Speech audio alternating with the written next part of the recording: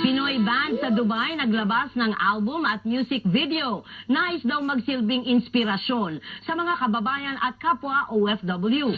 Mula Dubai may balitang global si Bong Godinez.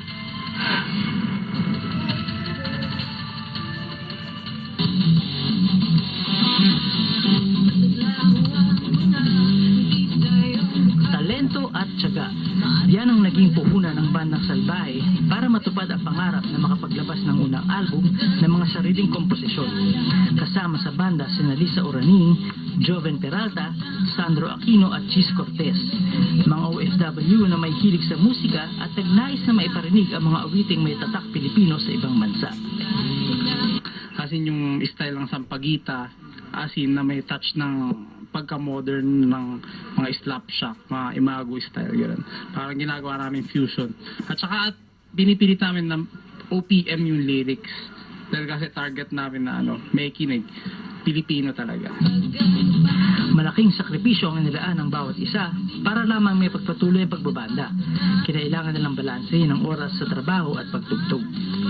As much as possible, make sure namin na mag-dedicate kami ng oras para gawin yung music namin. Be it kung habang nagbabiyahe or every day off.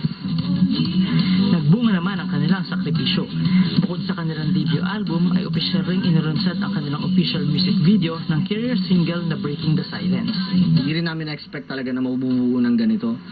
Ang plano talaga namin, parang demo lang, mag-record na mag-record, tapos para nilang makalimutan yung mga ginagawa namin kanta.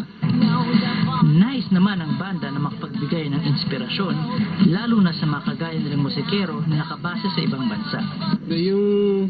Yung basehan namin sa paggawa ng lyrics, actually nakabase talaga sa bilang buhay natin na OFW, at least yung yung daily na mga experiences na dumadaan sa buhay natin, yung mga lungkot saka sakit na dinadanas ng mga OFW. Bong Godinez, ABS-CBN, Dubai, UAE.